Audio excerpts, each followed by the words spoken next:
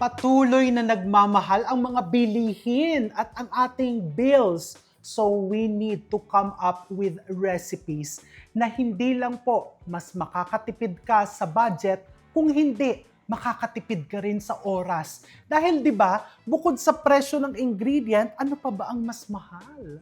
Our time. May kasabihan nga na, time is gold, time is precious. So for today's episode, gagawa po tayo ng mga recipes na napakadaling lutuin. Kaya mong tapusin ang isang dish or kahit lahat itong mga gagawin natin for less than an hour or kahit 30 minutes nga kung meron kang katulong sa kusina.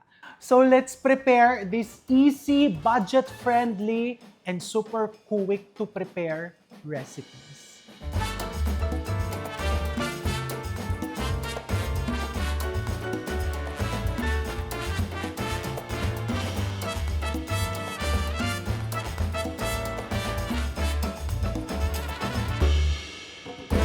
So I'm gonna start with my air fryer chicken inasal. Ibababad ko. Bakit ko naisip ito? Kasi when you're craving for homemade chicken inasal, wala ka ng time na magpabaga pa ng uling and wala ka ng time na mag-marinate ng sobrang haba overnight. So this recipe is parang instant. Ginawa ko yung timpla na mas mabilis siyang kakapit sa ating manok. So I have here 2 kilos of chicken leg quarter na kanina po ginupit ko yung gitna and tinusok-tusok ko ng paring knife para mas mabilis manuot yung ating pampalasa. And yung ating pampalasa, ito po yon. I have here lemongrass, white part only, ginger, since ibe-blender mo, hindi mo na kailangan pang tadtarin, salt, white sugar. So I have here 2 tablespoons of white sugar. If you're not a fan of manamis-namis na chicken inasal, just put 1 tablespoon.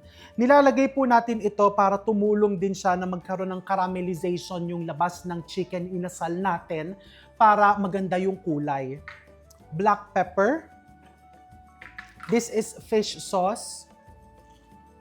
And this is coconut vinegar. And kailangan din natin ng annatto oil. This is the annatto oil na ginawa ko po ngayon lang. Madali lang po siyang gawin. Ayan, panoorin nyo. To make the annatto oil, I have here vegetable oil. And lalagyan ko yan ng, this is the native garlic that we've pounded with the skin on para mas aromatic, and achuete seeds. So, lagay mo lang dyan. And then you just want to simmer it until it's nicely color orange and aromatic. I'm going to add more oil because we want more of this because this is very delicious. And lalagyan ko din ng chicken powder para malasa yung ating chicken oil. Or annatto oil pala. Normally kasi pag chicken oil, magre-render ka muna ng chicken oil mismo from chicken skin. But this one is the shortcut. Okay? Now, isimmer lang natin ito for around 3 to 5 more minutes over low heat. And then that's it.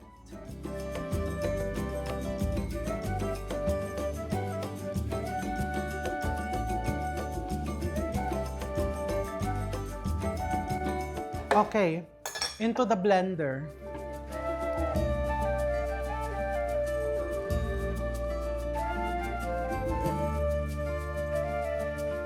Into the chicken.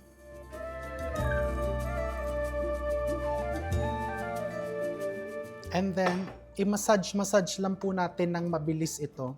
So ngayon, with this recipe, pwede na yung 10 to 15 minutes lang po ng babad. Now, if you plan to keep this, kung nasarapan ka and gusto mong gamitin ito for your inasal, and you decided na gusto mo siyang ibabad overnight, what you can do, just refrigerate it for 2 hours and then freeze it. Kasi po, pag nababad ng matagal sa vinegar, yung manok, nagkakaroon na siya ng texture na parang cured.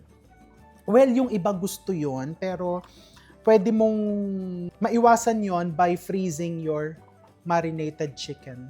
Okay, massage ng konti para siguradong kumapit yung pampalasa, and then iiwan ko lang ito at room temperature for 10 to 15 minutes and ready na siyang pumunta sa air fryer, and ready na din natin gawin ang ating sunod na recipe. Ang dali, di ba?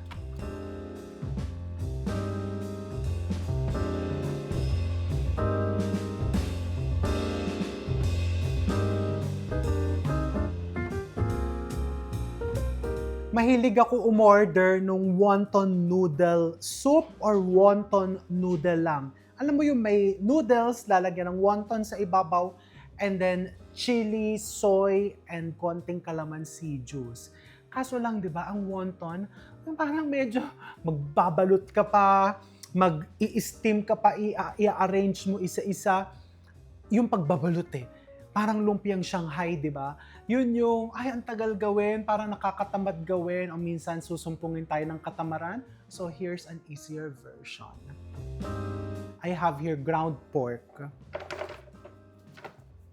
So this is wonton, parang siomai pasta, something like that, na mas mabilis gawin. May mga shortcuts, and may mga hindi na tayo gagawin. Carrots, onions, lahat po ito minced. Pinong-pino. Ginger that we've grated. The ginger is actually optional. Flour as a binder. Salt, white sugar, black pepper, chicken powder for that added umami, and then eggs. Bago ko dumihan ng aking kamay, I have here my steamer basket. Pinapakulo ko na po yung tubig ng steamer, and then I have here banana leaves. We'll just line our steamer basket with banana leaves. So tignan nyo yung banana leaves, pinupunit ko ng konti. The reason why we're doing that is to let the steam go through. Just need to. And then let's mix this. And then ibobola-bola ko lang to. Well, if you have a lot of time, pwede mong i-siomai. But for today's episode, ang concept nga natin is yung mga madadaling recipes. Okay? So when you're making mga meatballs, siomai, you have to start with chilled giniling. Kasi when your protein is relaxed, less shrinkage, and mas na-absorb po niya yung mga pampalasang nilalagay natin. Just chilled ha, not frozen. Pag frozen naman kasi, magtutubig po yon at mahirap haluin.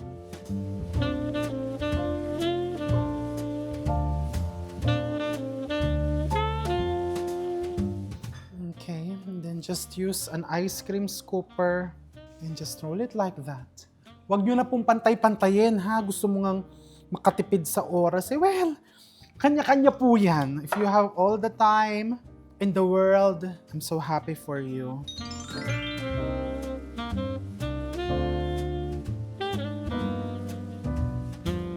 So, you will see, I'm doing the next recipe. 10 minutes na pong nakababad yung chicken inasal, and now it's 4:15 in the afternoon. Tingnan natin kung matatapos ko ito.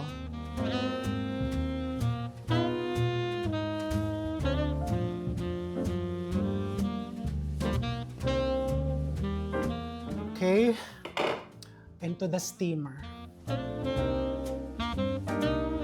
Now, 10 to 15 minutes or more, hindi naman yan magda-dry dyan. Okay? And then, our next, i-air fryer na natin ang ating chicken. Lagyan natin ng annatto oil.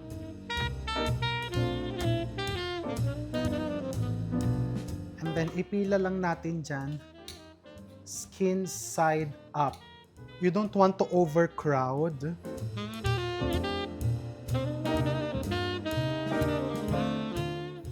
Our air fryer is ready, pero papahiran ko muna yan ng atsuete oil sa ibabaw para din mawala yung mga fibers ng ating marinade. Ayan o. Halfway the cooking, pwede mo din namang pahiran ulit. Save this, hawag mong ilagay sa hugasan yan. And then into the air fryer. The setting of my air fryer, nilagay ko sa 200 degrees. Pwede mo pantaasan ng konti or 200 muna, mamaya natin taasan kung gusto mong talagang mag-brown yung ibabaw ng chicken. Now let's do the sauce for the ating siomai noodle. Very easy to prepare also. Oil. This is minced garlic. Lots of minced garlic. Brown sugar for that caramelization. Tomato paste. And yung sili natin, you want the sili for that heat para umanghang siya. But you don't want it very spicy. So tinanggal po namin yung buto. Okay? Pwede mo pandagdagan to ng mantika. A little bit more oil. Then we just simmer that for around 5 to 10 minutes or even more hanggang lumambot yung ating sili and yung ating bawang. By the time na maluto na yung siomai natin, hopefully, luto na rin yan.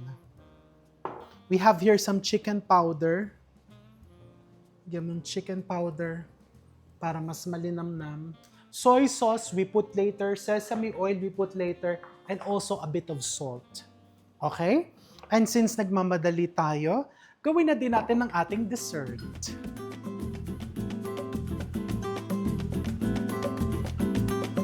Tingnan natin, kasi hindi pantay ang buhay o mas nauunang maluto yung nasa ilalim. Diba? Life is not fair. But you have the power to change that. Diba makita mo, pinagpalit ko. Hindi kasi pwedeng may nauuna, may nahuhuli, may natitiwangwang. Diba? You have the power to change that. We have the power to change that. Okay? Ito ang ingredients natin for our microwaved chocolate cake.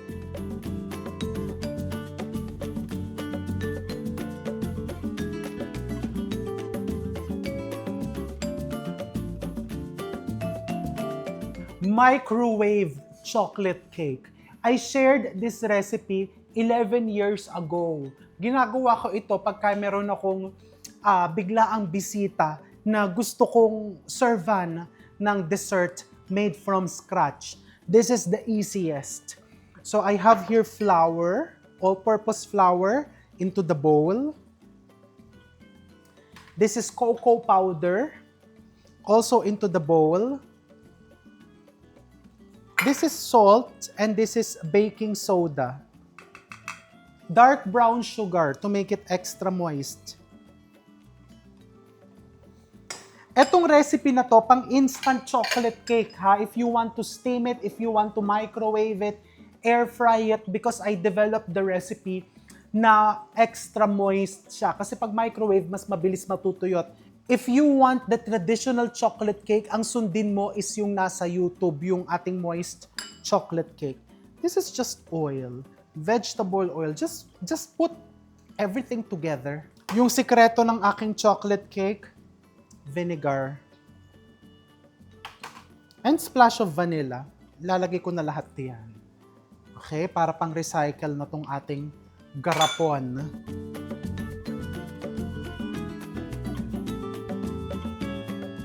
Okay, binabasag ko lang po yung brown sugar.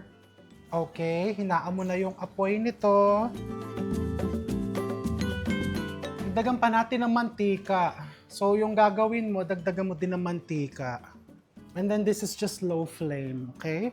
And going back to our chocolate cake, may nakikita pa ako isang brown sugar na gusto kong durugin.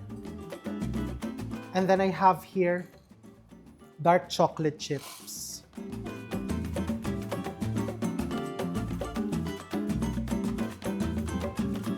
I have here microwavable cups. Ooh. So good. May magko-comment dyan, di man lang nagugas. Pangkain ko lang po ito.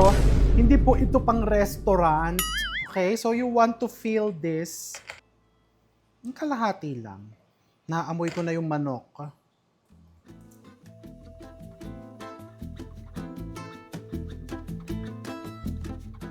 Okay, teka ha, teka muna.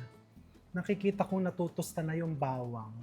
Pag nakita mong natutusta na yung bawang, put a splash of soy sauce, just a splash, and also a bit of water. Para ang next step na papalambutin na natin yung pinakabawang at sili. And just leave it there. Okay, mukhang paluto na din yung ating siomai. 3 scoops. Hindi naman kailangan pantay na pantay yan kasi hindi mo naman maiisa lang sa microwave yan ng sabay-sabay.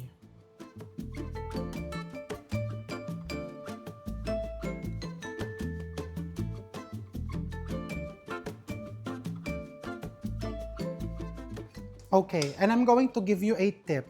Just in case, napanood mo tong video na to, gumawa ka nito and then na-realize mong biglang sira pala yung microwave mo, what you can do is just put this in the fridge. I-ref mo lang. So, eto nga ay para sa mga surprised visitors. May biglaan kang bisita, naka-ref lang ito, i-microwave mo 1 minute and 30 seconds. And then that's it. Ayan. Konti pa. Now, the next step, you let the water that we added evaporate and then that's it. Dear, sira ang microwave ko. Sira po ito. Sira talaga siya. Out of order. Okay, let's test one. 1 minuto lang yan. 1 minute. Luto na din tong siomai. How do you know? Ayan, firm na siya. Look, how beautiful. Okay, silipin natin. 30 seconds. Wow. Kung gusto mo yung molten chocolate cake style, 45 seconds mo lang siya isalang. I'm so proud of myself. Tingnan mo naman yan, parang kakain ka sa hotel. Oh, teka, gusto ko yung, hindi. Konti pa, kasi baka sabihin ng bisita mo hilaw. 20 seconds. O, Ange, trabaho mo na yan, ha? 1 minute. Ayan. Oh, look at that perfection. Ange, 1 minute. Tapos ipila mo lang dyan. Okay? Time check. 10 to 5. And we're almost finished. Luto na ang ating kasiomayan. Pwede iganyan mo na yan dyan.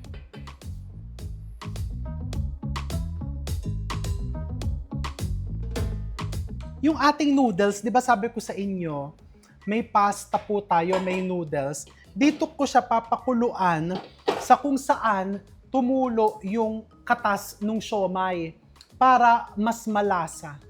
Okay, this looks good also. The chili oil. Ano, dear, successful. Oh my God, Ange. Pwede ka na magtayo ng Ange's microwaved chocolate cake.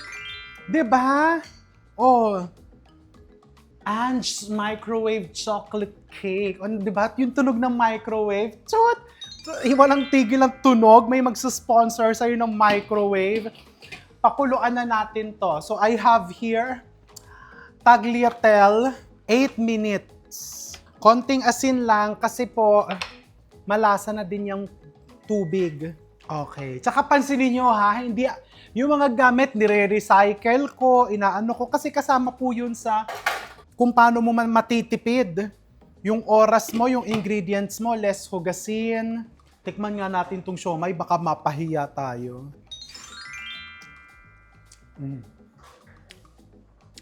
Sarap. Our inasal is looking good.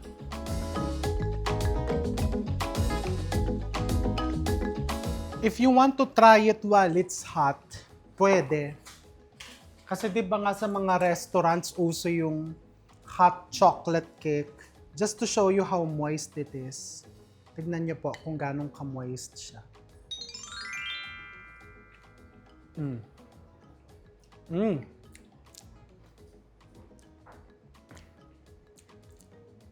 Tikman mo. Masarap habang mainit. If I'm gonna Pag lunch siguro, no, masarap yung may kape. Instead of fresh milk, ang ilalagay mo brewed coffee. 'Di ba? What I'm going to do next, babawasan ko lang ng liquid ito para mas mag-brown yung ating air fryer chicken inasal.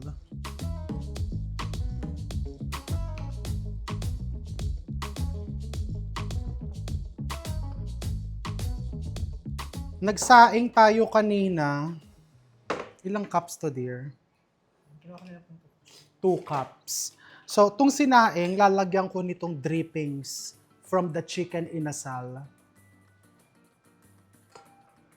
And you just toss it like that.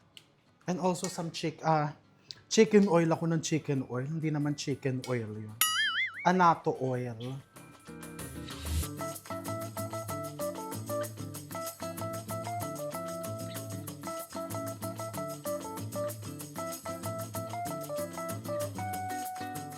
Okay, this looks good. Okay na siguro tong noodles. Baka ma-overcook. Let's see if it's al dente. Magtabi ka muna ng pasta water bago natin isala. Ayan, doon na natin isala sa ating steamer basket.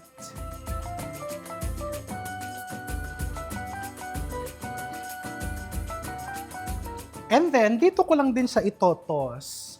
This is very easy. And then, lalagyan mo na yan itong chili garlic oil. Di ba ganun lang po kasimple?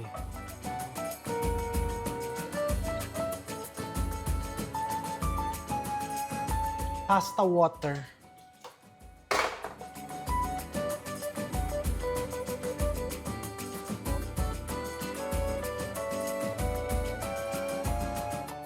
Di ba? Sabihin nila, ano ba itong mga naiisip nitong recipe video? Nakatipid ka nga sa oras, ngarag na ngarag ka naman. But honestly, hindi naman po. Ayan. Tapos, pag matabang, lalagyan mo yan ng soy sauce. Titikman natin.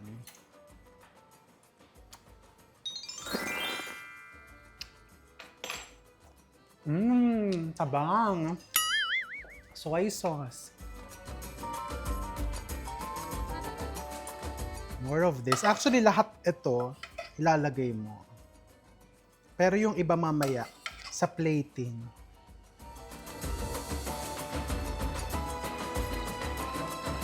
Sesame oil. Lots of it.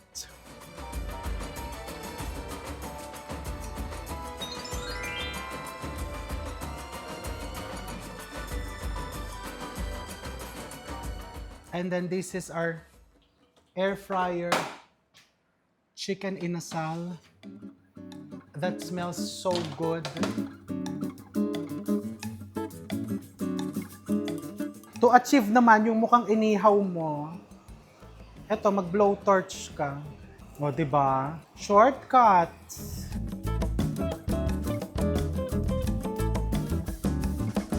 Now, let's plate.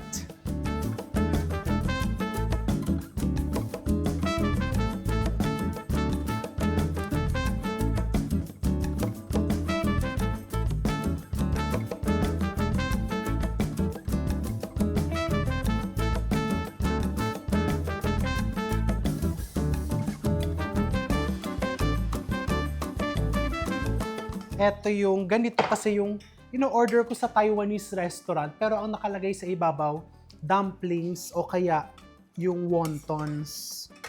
Tapos bubuhusan ng chili oil. Diba? But this is a shortcut version. And instead of the oriental noodle, ang ginamit natin is tagliatelle. You can also use fettuccine.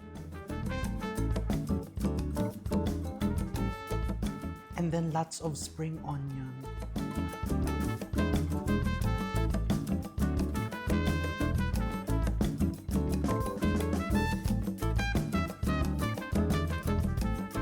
Now our inasal. So this is my chicken rice.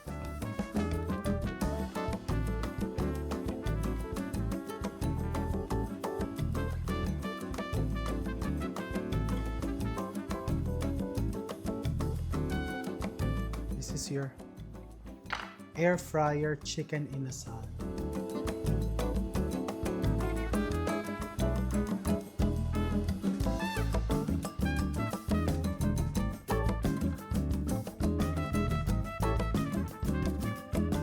For our chocolate cake, I have here whipped cream. And the easiest way to distribute your whipped cream is ice cream scooper.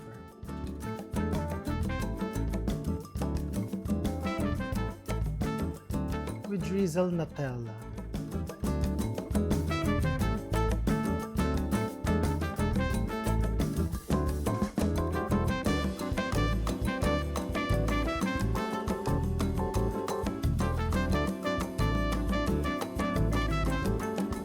Tapos, let's dust it with some cocoa powder.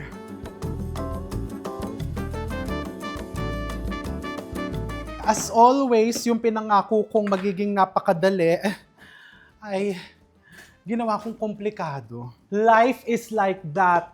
'Di ba? Sometimes, simple lang ang buhay, ginagawa nating komplikado.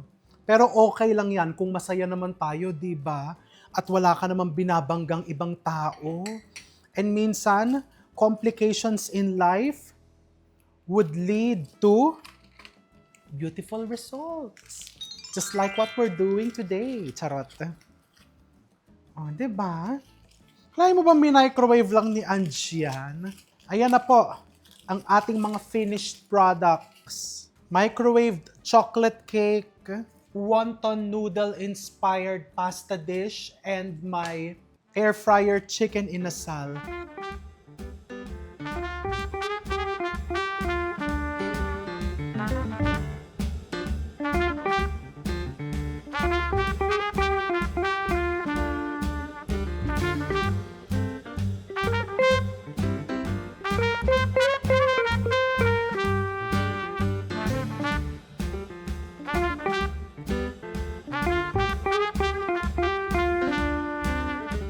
Let's try the noodles.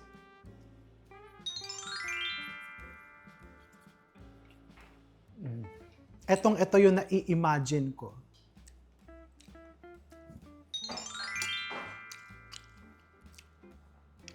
So good. Pero hindi ka mas-stress sa paggawa. Now the inasal. Kakamayin ko na ho ito, ha. Kinakamay naman ho ang inasal. The chicken first. For some reason, pagka sa air fryer, lumalabas na juicy kasi yung moisture na tatrap sa loob. Ayan o, juicy yung manok.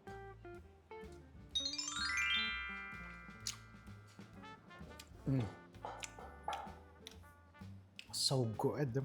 I-recommend ko, give it 10 more minutes para mas kumapit. Kasi mapapansin mo, yun dun sa loob po niya, nandun yung lasa pero pwede pang mas kumapit yung lasa. Pwede mo naman isawsaw yan sa toyo.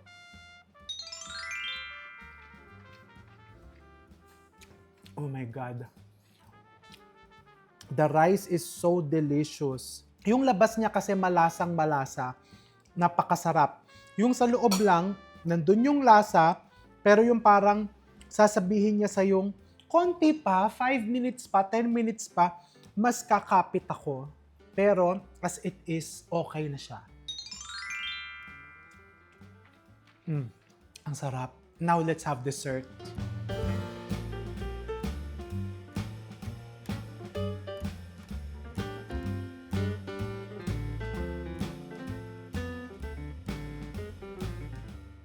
The microwave chocolate cake.